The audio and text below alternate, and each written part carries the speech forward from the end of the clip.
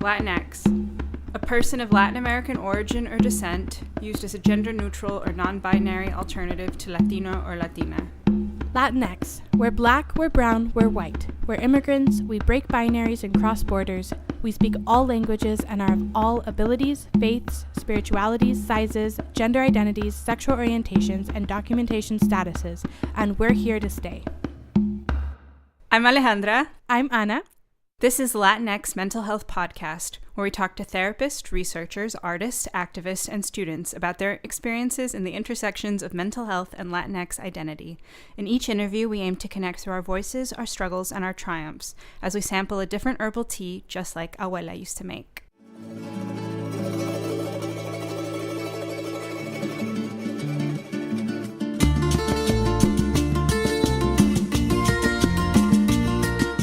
For this episode, we spoke to Anayeli Marcos, who is a master's student in social work and Latin American studies and an organizer with the University Leadership Initiative. As a DACA recipient and activist, her research interests are focused on the immigrant community around the topics of trauma and migration, social movements, gender-based violence, detention, forced migration, and parenting. We drank cardimum tea and talked about DACA and student activism. The Latinx Mental Health Podcast is not a substitute for professional mental health care. We encourage you to seek resources and support in your community. So, Anayeli, welcome to the podcast. It's great to have you here. Can you tell us a little bit about your background and what brought you to activism? Yeah, so I am originally born in Acapulco, Guerrero, which is in Mexico. And I came to the U.S. with my mom when I was 6 years old. And the reason for why she brought me here was because she wanted me to meet my dad for the first time. And so she brought me over, I met my dad, and then I had my whole childhood growing up in the U.S., learning the language, learning the new culture that came with it too. And so growing up here, going to high school, and then the reality of like higher education. And my family wasn't really talked about a lot. I remember having these types of conversations with my parents, and they told me that they couldn't afford it. But if I put my mind to it and if I could get there somehow, then they would support me. And so I managed to get some scholarships, and boom, I'm in college. But entering college was just a very new experience for me. It was my first time being away from my family, being away from home. And I also wasn't like 20 to 10 minutes away. I was like 2-3 hours away from them. But in college, one of the things that my high school advisor told me that in order to make friends, I had to get involved in things. And so I decided to try to find some type of organization, student org that would align with some of the interests that I had at the time, which was like animals. In high school, I never talked about politics. I never got involved in that kind of stuff. But one day I received an email from the student organization that's called University Leadership Initiative. And they said, oh, we have identified you as a 1403 student. And I was like, oh, how do they know about my status? Because I'm undocumented. And so for a minute, I was a little bit freaked out because I didn't know that the school had some kind of database of which students coming in don't have any kind of status. But they invited me to their first meeting and said that they would have pizza. And so that's... And you were like, yes. Yes, like as a college student, free food, you go. It's like dinner right there. Yes. So I went to the first meeting and they talked about a lot of the things that they were involved with, which included like volunteering, getting involved in politics also, like testifying at the Capitol, keeping in touch with bills and laws that are passing or trying to get implemented that would impact the immigrant community. And so that's how I started to realize how my identity as an undocumented Latinx student fit into this whole realm of like also going to college. And so after joining ULI, I got more involved in my activism work, and eventually it made me realize that working with the immigrant population is eventually what I want to do as a career, and has led me to pursuing a dual master's in social work and Latin American studies.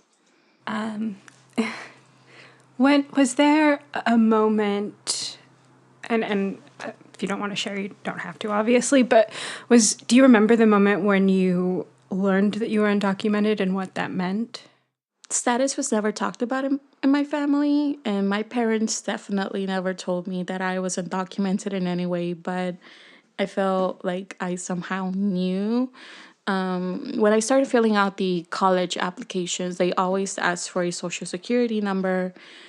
And when I asked my mom, she told me that I didn't have one. And so that's what I told my advisor at school.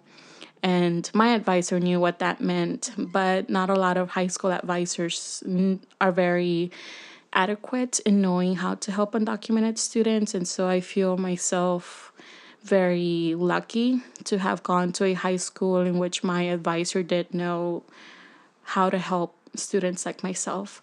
And so she just told me to put zeros, like 9 zeros, 0, 0, 0, 0. So I was like, that's what I put on everything. I didn't have a social security number. I just went with it. I didn't really question it.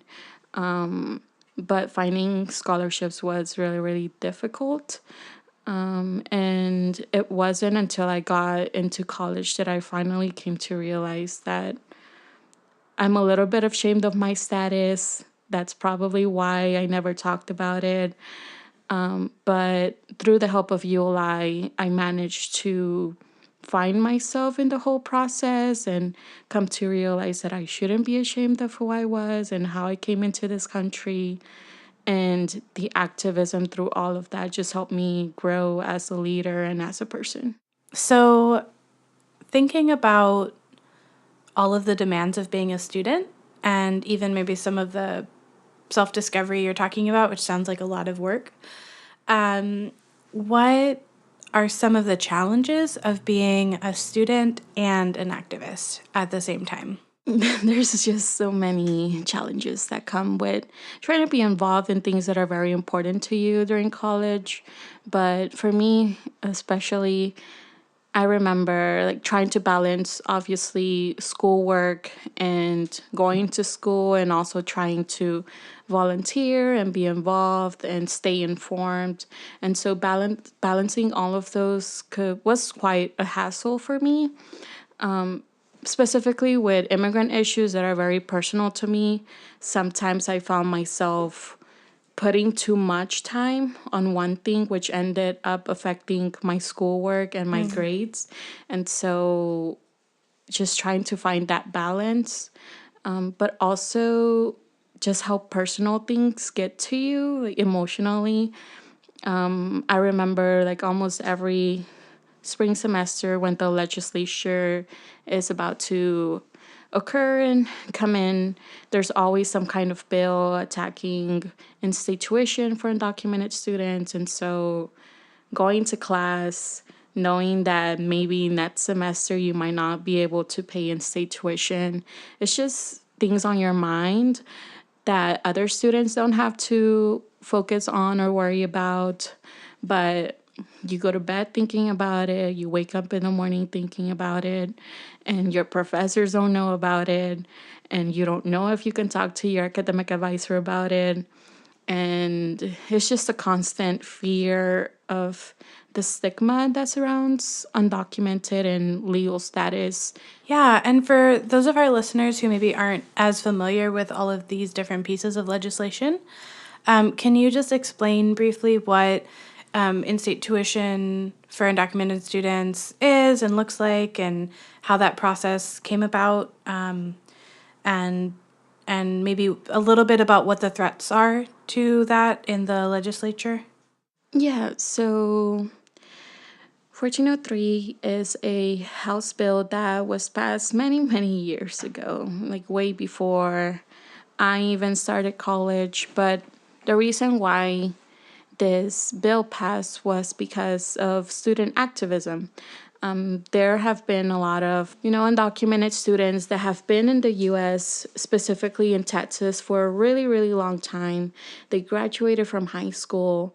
They wanted to go to college, and they just couldn't afford it. And so 1403 allows undocumented students, whether they have DACA or whether they don't, who have graduated from a Texas high school and who have been here for more than a year, to have the ability to apply for in-state tuition. And so this bill was originally passed by a Republican, which a lot of people don't know about, because whenever we think about Republicans, we just think anti-immigrant. But this bill was originally passed by a Republican. And so every legislative session, there's some type of anti-immigrant sentiments that want to take away in-state tuition, saying that Texas comes first, that U.S. citizens come first. They say that we are taking the seats of potential students who are U.S. citizens, that we are taking away free money, but they don't really understand that there are certain requirements that you have to fulfill in order to qualify for in-state tuition as an undocumented student. And specifically for UT, they obviously don't let anyone in. It's really hard to get into UT. So a lot of these undocumented students who do make it in are usually in their top class. They've been here for a really long time, and, trying to deal with the realization that every other year there's someone out there trying to take away in-state tuition. It's just a constant stressor. And that makes a huge difference financially, right? Yes. I don't know exactly the in-state versus out-of-state rate, but it's significant. It's significant. Can you talk a little bit about DACA, just in case we have listeners who don't know what it is? Mm-hmm. And maybe what are the benefits or disadvantages of having DACA as opposed to being undocumented without DACA? Yeah, so DACA is not a law. DACA is a policy and executive action that was passed by President Obama in 2012. And DACA allows specifically youth, undocumented youth who are under the age of 31, to apply for a work permit. And with that work permit, you are able to get a state ID, social security number, and apply for credit cards. Makes it a lot easier to feel more normal living in the U.S. You can get a driver's license, you can open a bank account.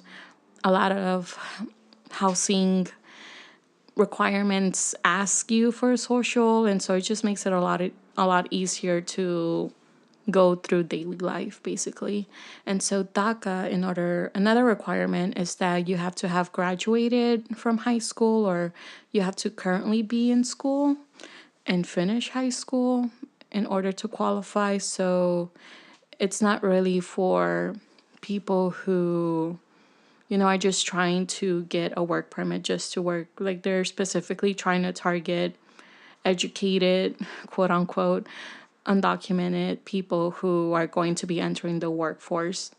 But also, if you entered after 2007, you don't qualify. So it's even people who are migrating and coming here now wouldn't be able to qualify for DACA.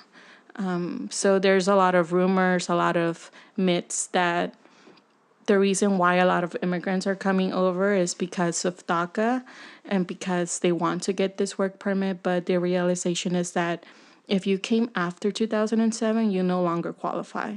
So it's just the stigma that's out there. It's a lie that has been spreading about the current immigration.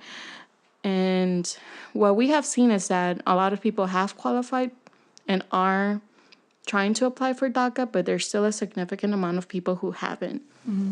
And a lot of these people are Asians, people from, the Middle East who haven't applied. And the reason for why we think is that even within the immigrant community and immigrant activism, there's still some bridges that we need to form within the solidarity that we're trying to build. And a lot of the resources are targeted to the Latinx community. And sometimes we forget that there are other undocumented folks out there that don't speak Spanish, that speak a different language.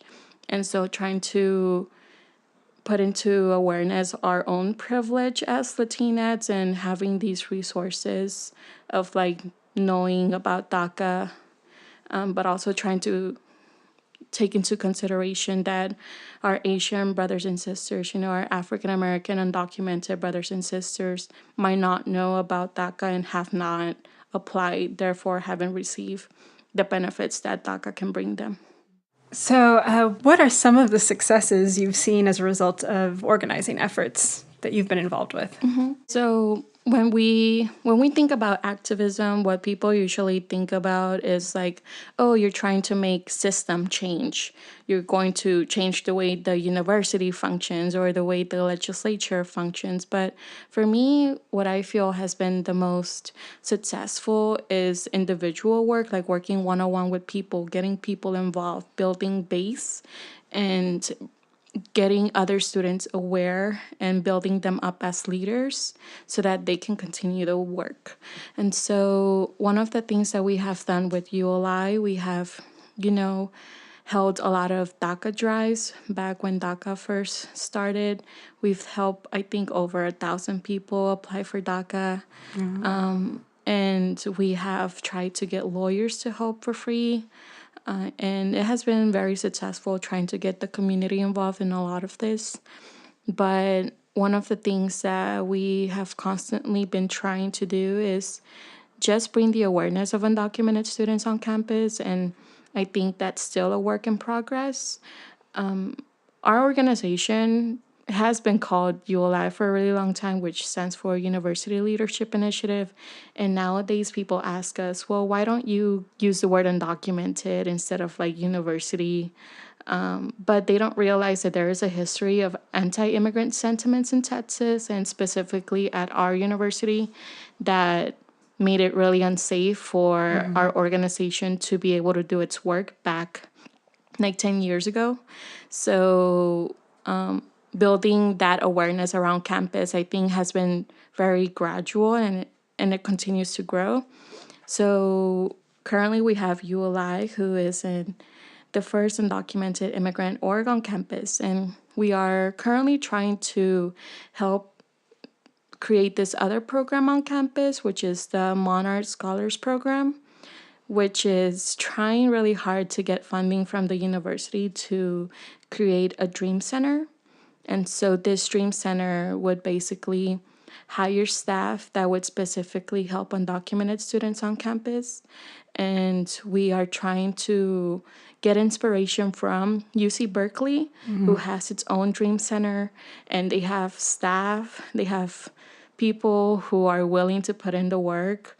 And we want our university to be like that. Cool. Doesn't UTSA, they working on one? Or do they already have it? Yeah, UTSA has something similar. And I definitely was frustrated to hear that UTSA put something like that together before the flagship school put something together. Yeah. Not surprising, though. No.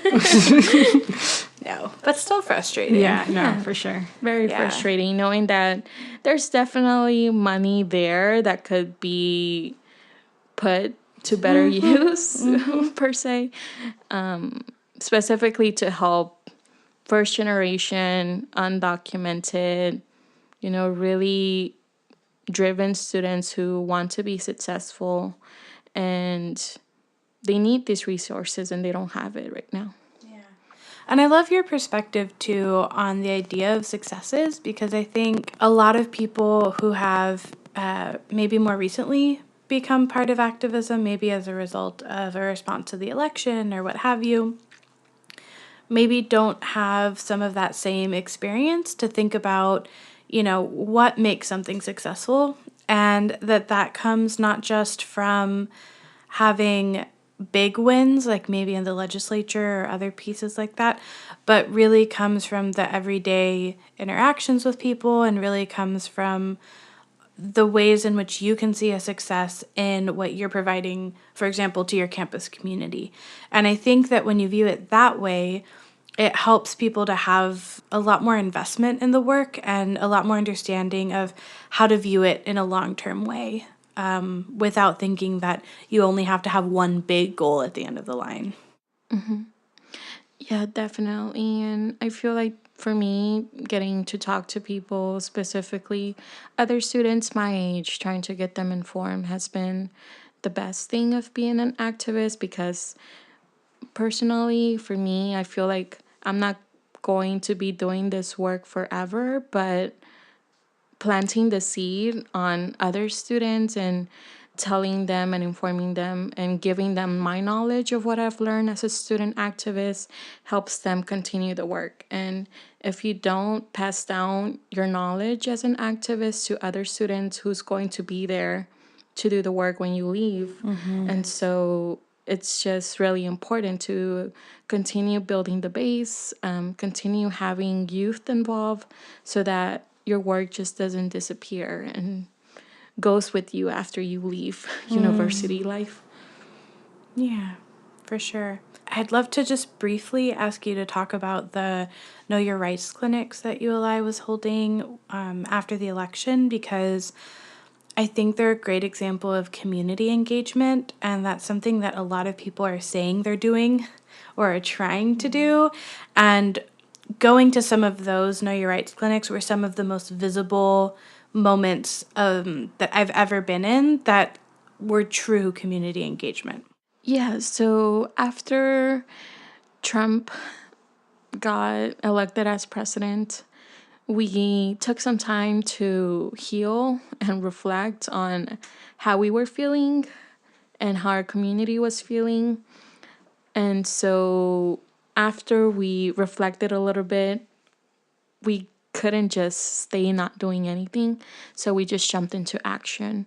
And one of the things that we definitely did was push Know Your Rights presentations and workshops almost once a week. Like every weekend, we were out there in the community telling people what their rights were as immigrants. And also getting lawyers involved in the process so that not only were we giving out the information, but that the community also felt safe enough to ask questions about their case or how they were feeling to the lawyers who are aware, are prepared to answer these types of questions and handle these cases.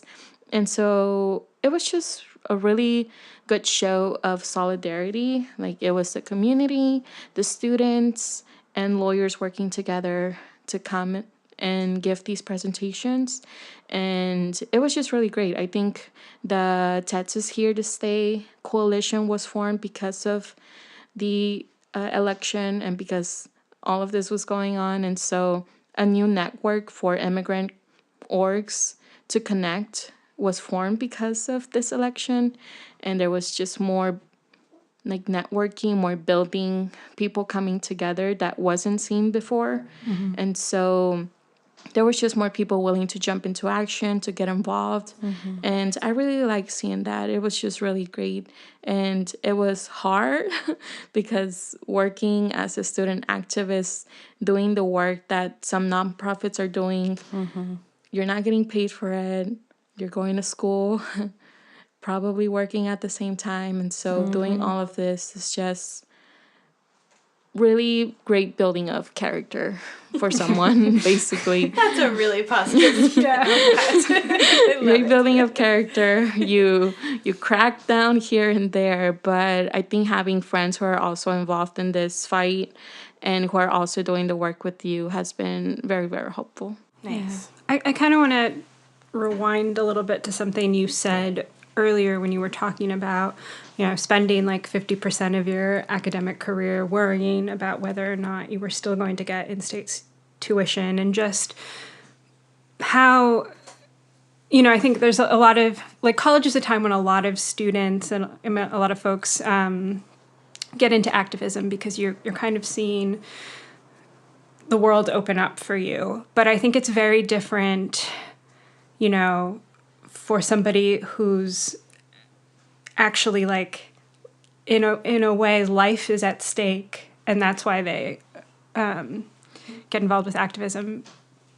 And I was wondering if you wouldn't mind talking about that. I mean, the stakes are just so high, and I can imagine that impacts your mental health. And yeah, I think worrying a lot about, I think even unconsciously your body reacts to things, but definitely spring semesters I did notice a lot more stressing out, a lot more grades falling, because there was more work to be done during the spring and during when the legislature is active. I mean, you have to prepare people to go and lobby, you have to schedule lobbying visits, you have to be visible, because of this law. Well, if the bill comes into law, then it just affects so many students across Texas. And since our student organization is the one at the Capitol, there's just student orgs all over Texas, like putting a lot of the work on us to do it.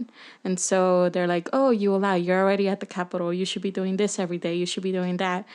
And I mean, we're students. There's only so much time that we can put into it. But I feel like even within activism and students doing the same work, there's just a lot of peer pressure that goes on. It's really hard for you to say no to things. You overschedule yourself. You take too much responsibility. You want to please everyone. You feel like you want to do everything, but you can't. And then I feel specifically for undocumented students, the media has always painted us as the straight A student, the student that never gets in trouble, the student that is very responsible. And so as an activist and as an undocumented individual, when you overschedule yourself, when you take too much responsibility and you end up not performing to the best of your ability and people call you out on it, you feel like a failure.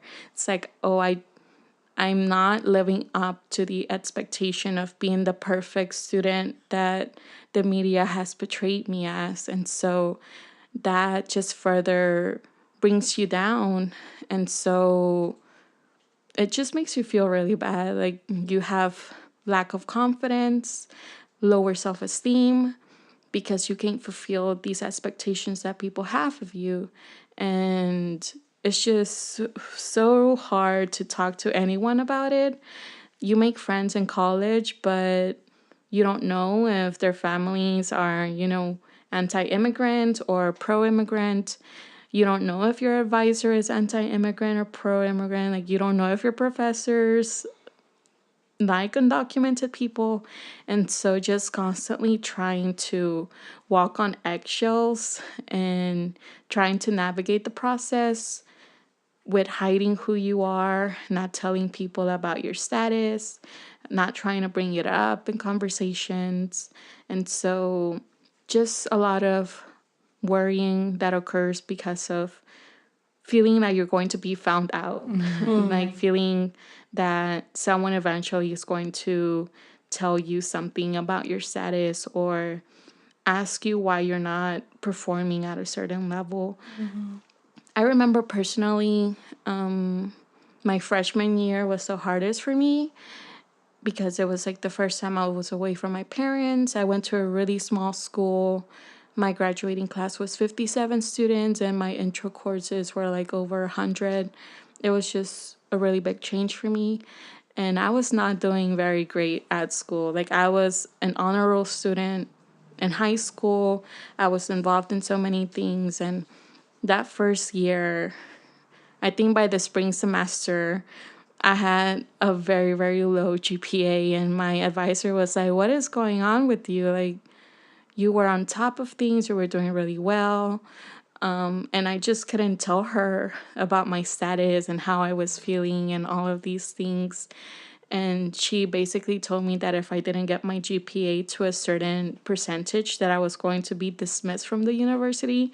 And so that was a big wake-up call for me, because for a lot of students, activists who are coming to college, school is all that we've ever had, like middle school, high school, college. And when they tell you of the possibility of being dismissed and not being able to go to school anymore, you're like, I'm gonna have to go back home. I'm gonna feel more of a failure. I wasn't successful. I was a straight A student and now I'm failing out of college. And so a lot of this just stigma, expectations, feeling like you're not enough or whatever you're doing is not enough. It's just a constant feeling throughout the whole college process that I feel a lot of people don't know about. Failure happens, like you fail, you make mistakes, but I feel for undocumented students, it's a lot more personal. And you try not to tell your family, because then they're gonna tell you things like, oh, you shouldn't have gone to school, you should have stayed home, like what are you doing trying to live the American dream? But I feel that is something that we have to cope with, and having a support system like ULI in college really helped me through that. It's time to refill our cups. Join us at the table for a nice chat and a cup of tea in a part of the episode we call the sobremesa.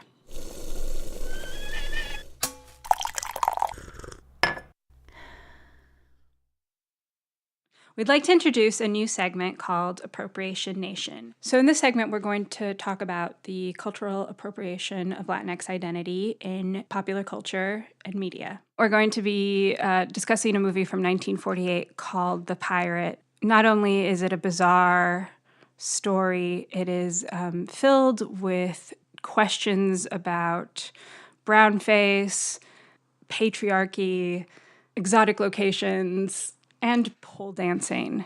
All right, so The Pirate. The Pirate. The Pirate. It is incredibly bizarre. The storyline at some point falls apart. Yeah, the songs are all over the place. It's a musical. It's a musical. It's a musical, The Pirate. Yeah, about the pirates of the Caribbean. I am so excited. It's based in the early 19th century in the Spanish Caribbean. Okay. This is like at the height of the slave trade, right, and sugar plantations and all of that. Right. So the film is starring Judy Garland and Gene Kelly. Classic. Yeah. Let's start from the beginning. Okay. Which is the plot. Mm-hmm. And please bear with me. Okay. All right. The movie starts out with Judy Garland, whose name is Manuela. Uh-huh. Or Manuela. They say it like that? They don't pronounce any of the names or even try to pronounce any of the names correctly, but they all have Spanish names. Okay. So the movie starts with Manuela and her friends sitting on their like porch balcony thing, and they're reading like a picture book. They're like grown women like reading a picture book about a pirate. Okay. Named Jack the Black Coco. No. Yes. No. And they're like, and it's like, you know, Judy Garland has that very like well-known voice that I cannot imitate, but she's like, oh, Makoko, and he's pillaged villages and taken women and set shit on fire. And oh my God, I just would love to get out of this little town and go and just adventure with him. And afterwards, her aunt Inez comes out and is like, girl, I got you a man. You're going to get married in a week. Like they do. Like they did, yeah. And she's like, oh, great. And then it turns out that this is a very wealthy man. He's the mayor of their town. He's nice very stable, and he's been all over the world. She's like, well, maybe we can go see Paris, and I've heard you've been to all of these places. And he's like, yeah, you can ask me about it, but I'm happy to stay right here. The world isn't super great. Okay. And she's like bummed, but you know, she was an orphan and her aunt and uncle took her in. And so this is a way to like establish all of their security for the rest of their lives. Right, so she's like, cool. So they need to get all of her wedding stuff. Right. And so the place to do that is the port city, which is called San Sebastian. San Sebastian. And yeah, and they never say like what country this is. There's like a region in Puerto Rico called San Sebastian. Okay. So it's somewhere like the Dominican Republic, Puerto Rico, It's like generic Cuba. Spanish Caribbean. Yeah. It's just like coconuts and dancing and really big poofy sleeves. Basically. Exactly. Yeah, this is what I'm coconuts, picturing. dancing, big poofy sleeves. Okay. And at the same time that they get to San Sebastian, an acting troupe from Madrid gets there. With the lead actor being this guy named Seraphin. Okay. Who's Gene Kelly. Okay. Oh, and I haven't yet mentioned that there's definitely some brown face going on. Don Pedro looks like he's slathered like all of the tanner. And it's in Technicolor, so it's so Technicolor tanner. Yeah. So Judy and Jean, they're in the same place. Seraphin sings this like really weird song called Niña, which is basically about how beautiful women are, but like the reason he calls them Niña, so he doesn't have to remember their names. And he's just being like a creep. Like That's he's walking gross. up to all of these women and like seducing them, but then he like just leaves. And so there's this whole Typical number man. that ends in pole dance, which I really do recommend you see, and I think we'll add it to maybe the show notes. The Gene Kelly pole dance. Yeah, because it is quite remarkable. That's all I'm going to say about that. Okay. Inez is like, I just want to look at the ocean. Yeah. And so she goes and she's like moony and like, oh my God, and Coco, blah, blah, blah, whatever. God. And then Gene Kelly like starts harassing her basically. And she's like, no, I'm about to get married. He just keeps following her. At some point during that evening, they're staying somewhere close to the plaza, and he like hypnotizes her with like a mirror from her room somehow. And in this state, she goes off into this like very sexy dance and song about Coco. So Gene Kelly knows this and also finds out the name of her town. And like So he's like a stalker. He's like a stalker. He's like an actual stalker. And so when Manuela comes to, she's like freaked out, of course. Right. And then she tells her aunt, like, we need to go home. So they go home. Okay. Solid. But a couple of days later, his acting troupe shows up in her town. And he like breaks into her house. It's awful. And she's like in her wedding dress. She's going to be married that day. Don Pedro finds her with him and like basically wants to kill this man. This is like super intense. It is really intense. But like the movie's like gimmicky. It's super gimmicky. Turns out Don Pedro is Coco. Dun, dun, dun. Yeah. What? And Twist. Seraphin knows it because they've crossed paths before. But there's a like prize for Coco's head. Right. And like he's living this like upstanding life now. As the mayor. So he doesn't want anybody to know. Oh my goodness. So I feel like shocked in real time. Yeah. So Seraphin starts pretending to be Coco. Oh. I think it's like they go aside and like find out like ha ha ha, I know who you are, blah blah blah. And so then afterwards Seraphin takes on this persona to impress Inez. I don't know, things get weird at this point, and I just couldn't keep watching them. Things were already weird. Yeah, things were already weird. I like kind of had to stop watching the movie because I had no the plot just disintegrates at this point. There's like some more musical numbers. Right. When in doubt, throw a song in. Yeah. So that was exhausting. And there's just a lot to unpack there. There is a lot to unpack there. Let's unpack it. Yeah.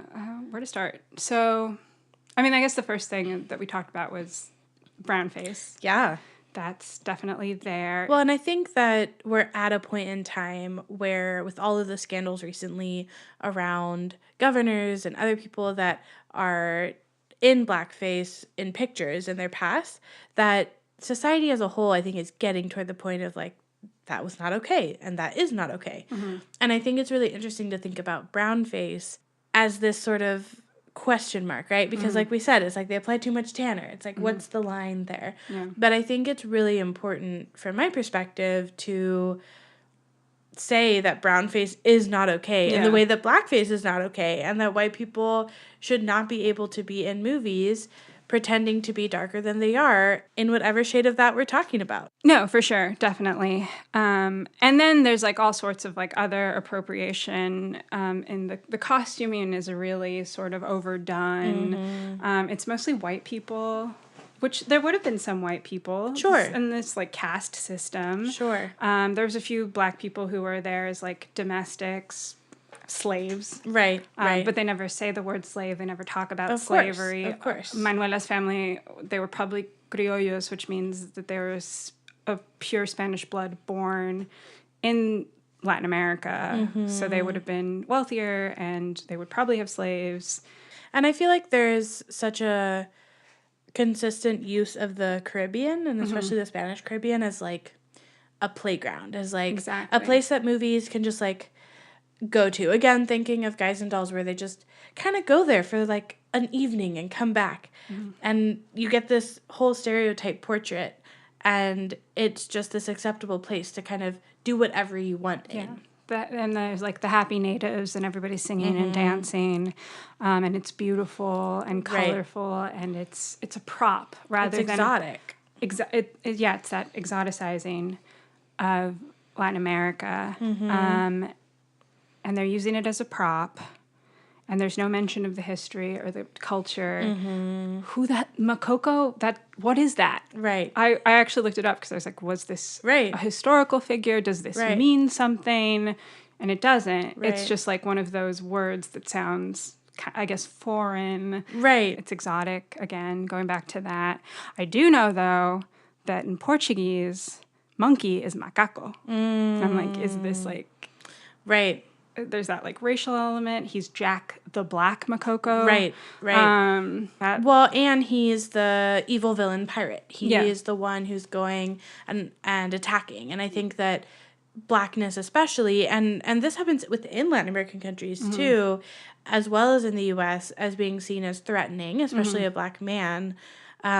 And then this idea of that over time has been used, especially in Jim Crow, of a Black man and a white woman, and that being really scandalous and that being this stereotype that gets a lot of people killed. And so, like, playing with that narrative that it seems like it's doing. Yeah. And I guess, like, let's go back a little bit to this idea of, like, location. Yeah. Because you were saying, like, oh, this is something that we've seen in movies over and over again. And I just wanted to add that this is something that we still see in movies. Yes. Where, like, the white people go on vacation in Mexico and somebody's abducted.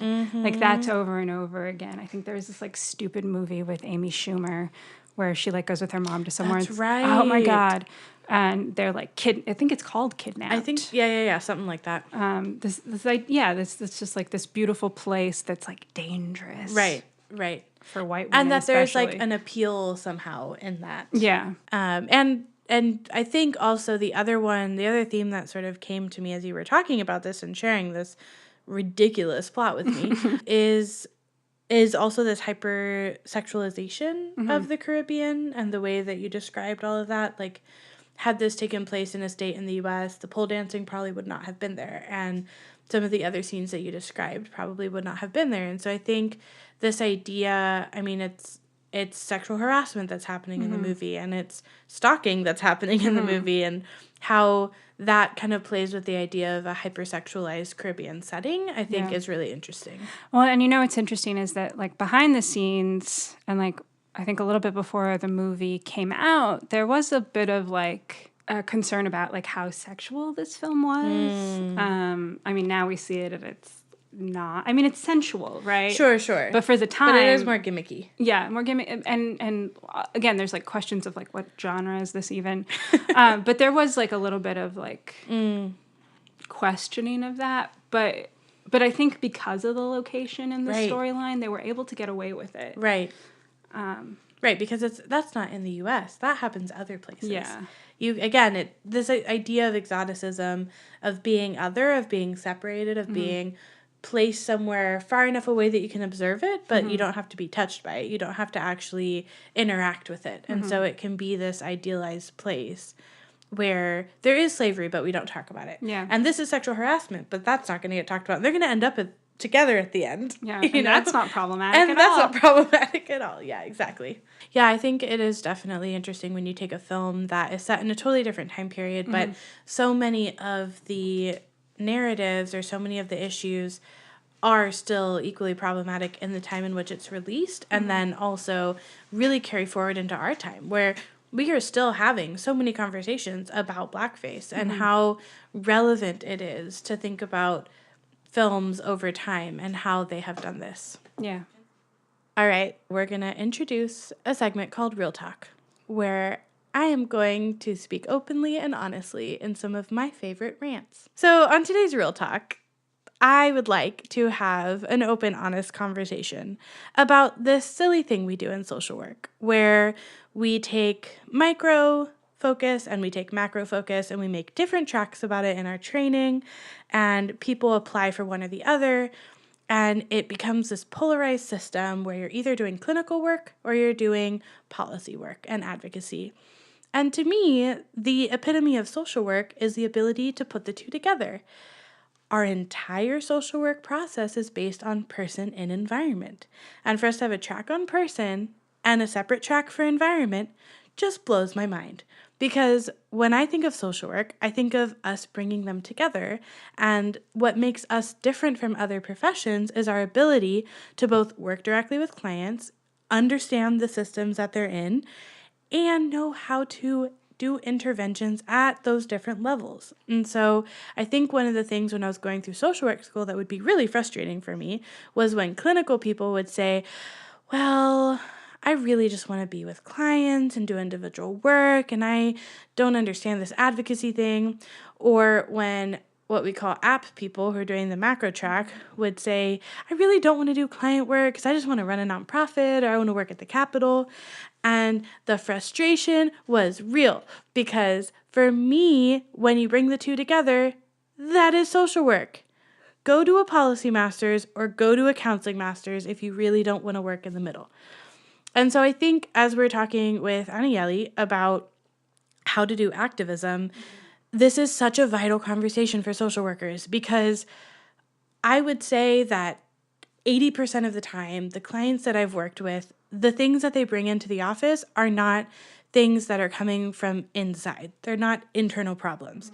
It is a normal, natural response, as Eva talked about, to the environmental factors around them and our broken systems that are not working for them. And so as clinical social workers, if we don't have the ability to advocate and engage and interact with systems in a way that is not just facilitating clients to get resources, but is actually making change, structural change in those systems, then I don't think we're doing our job right. We are so excited to announce that we will be hosting the Latinx Mental Health Podcast Season 1 Celebration and Fundraiser at Lichas Cantina on Saturday, May 11th from 2 to 5 p.m. We will have music, food, drinks, and awesome podcast swag for purchase. We are taking a moment to celebrate the first season of this podcast and would love to chat and hang out with all of you. Join us to help raise some money so we can keep doing this important work. You can find information about the fundraiser on our website and social media and sign up on Eventbrite. And now back to the interview. I don't think very many people think about that pressure because, there's sort of like two camps the way we talk about immigration. There's the like sort of right wing, like, oh, they're invading, whatever, keep them out.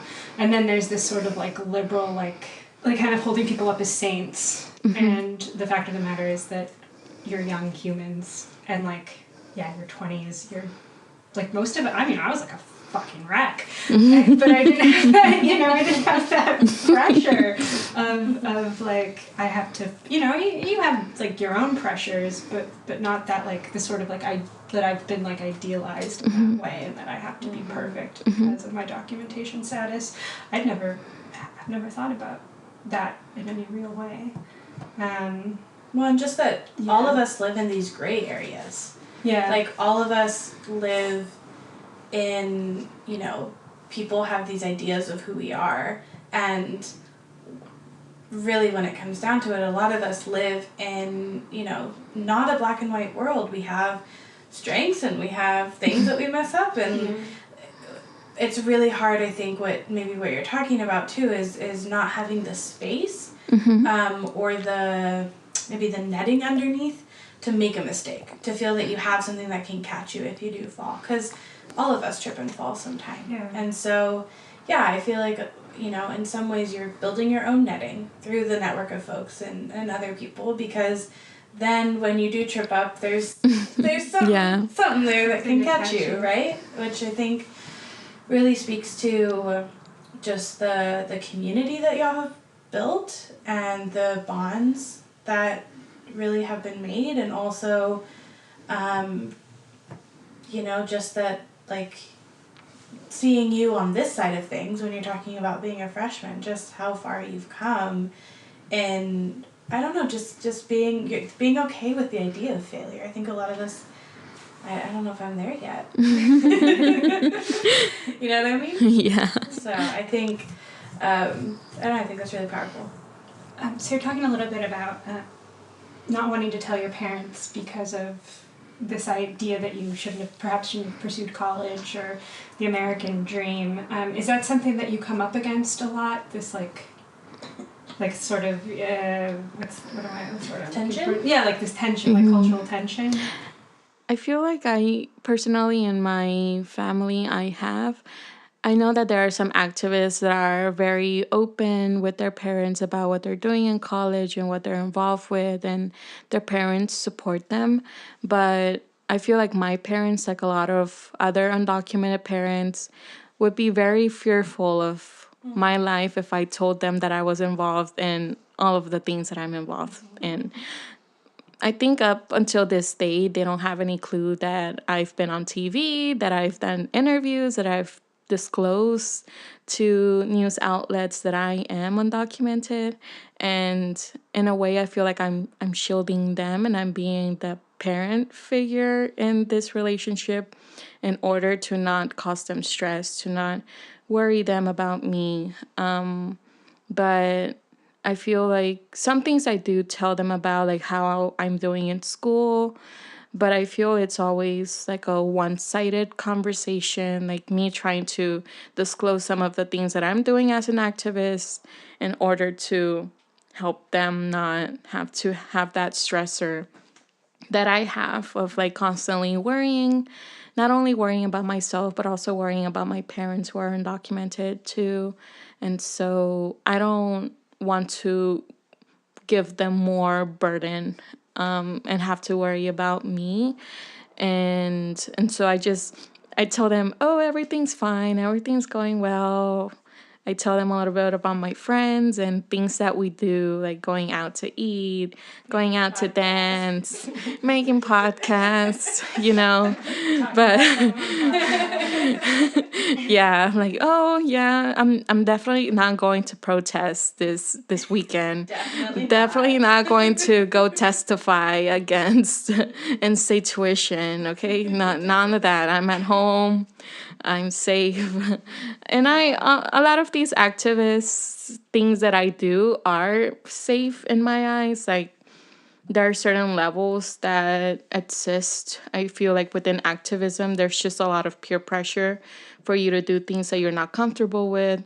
And I feel for me within the immigrant movement, I've felt really pressured in like trying to do civil disobedience, like getting arrested, but I'm just not that level of comfort, specifically because I don't have any kind of status besides DACA, and anything can happen if I go in jail. I'll have a record that could impact me fixing my status in the long run. And so, a lot of allies in the movement are like, you could be doing more, like, obviously, we want undocumented students to be in the front run of things, to be the ones doing the calls and making the shots. But at the same time, like, we also can't get arrested. A lot of us can't. We risk so many things, but that's why we have allies to help us do some of the things that we can't. And so I feel like overall, there's just so much peer pressure to do things that you're not comfortable with within the movement. And a lot of these things are things that I wouldn't talk at all with my parents about. Yeah. Oh, it makes me so mad that anybody would tell you that you should do more. Yeah, and I think that's also an interesting piece too, right? That folks that I've talked to bring up also, this idea of, okay, so undocumented folks are the most impacted, right? So, they should be the ones at the forefront. And I think maybe more potentially than in other movements, this is a movement where being in the limelight, being at the forefront, can sometimes also be a really big risk to take. And so, I don't know, to me, it feels like a balancing act also within the immigrant rights movement of making sure that undocumented voices are the ones that are most heard, and also doing that in a way that's not increasing their risk or fear. And yeah, I think that's something that's been really present in a lot of conversations in the last few years. Yeah, and I feel like it's not something that we often discuss within our activist group, like feelings of peer pressure. It's more like you should just do it for the movement. This is so much bigger than yourself, and do it for the cause, and like a lot of these things that makes you put yourself against your group. And so one of the things that I've constantly been thinking about is like, how can we minimize these feelings of feeling peer pressure by our own peers, and trying to not feel like we're not doing enough, because we are definitely doing a lot of work. And just because we're not willing to do like civil disobedience or something like that doesn't mean that we're doing less. And specifically me as an activist, I think I've gone through phases where I've been very, very vocal. I've been out there, I've done interviews, been very public about my status, but then I've transitioned into like doing a lot of the background work where I'm no longer in the spotlight. And people are like, why aren't you in the forefront anymore? Like, why aren't you out there anymore? But I'm like, yes, I am. I'm still there in a way, I'm planning how the protest is going to go, who's going to do what.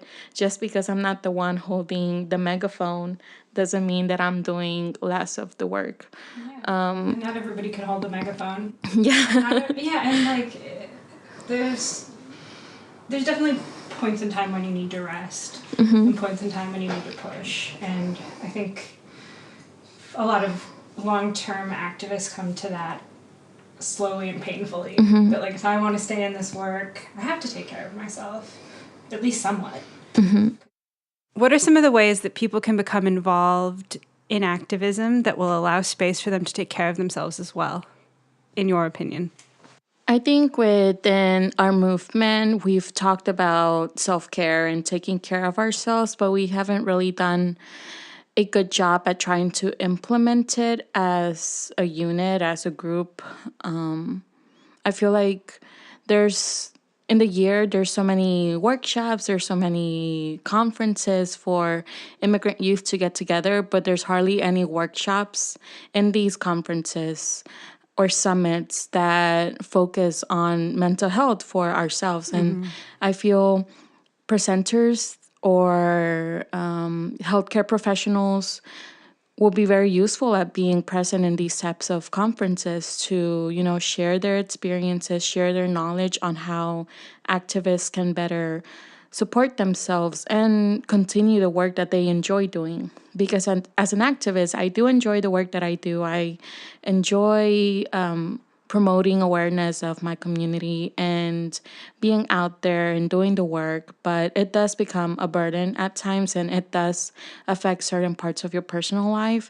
And then you get put in this situation in which it's either you or the work that you're doing, and you don't want to be in that type of situation when you enjoy the work that you do.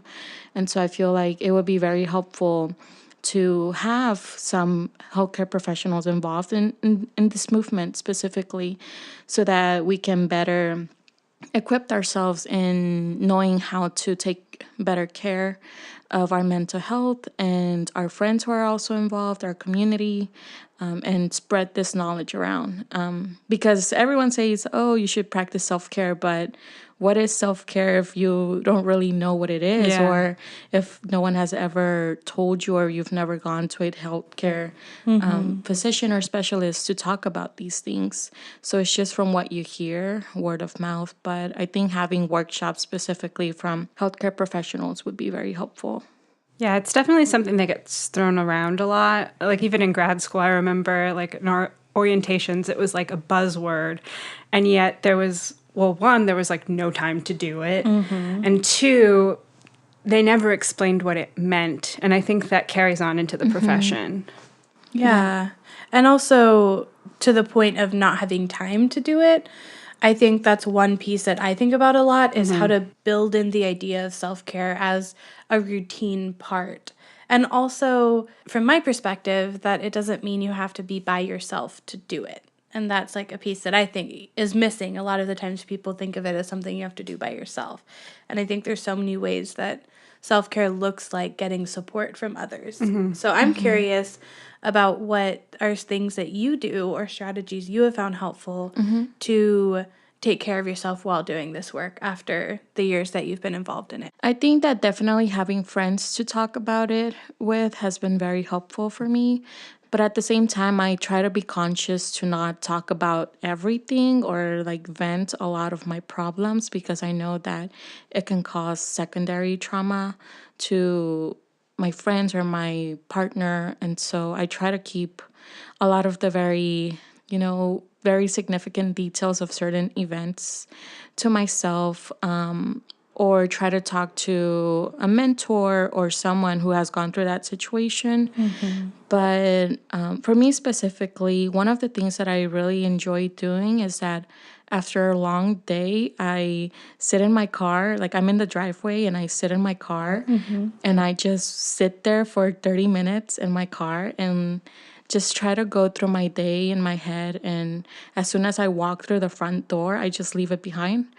Some people say that every time they pass a certain like sign or a certain advertisement on their way home, it's like their mark of moving forward and leaving what happened in that day behind.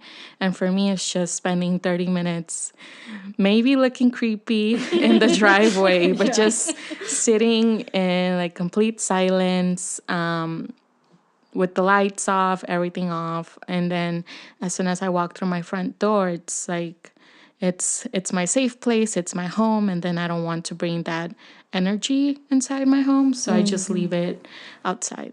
And that's just my way of taking care of myself. Nobody's ever like knocked on the window. You okay in there? Yeah.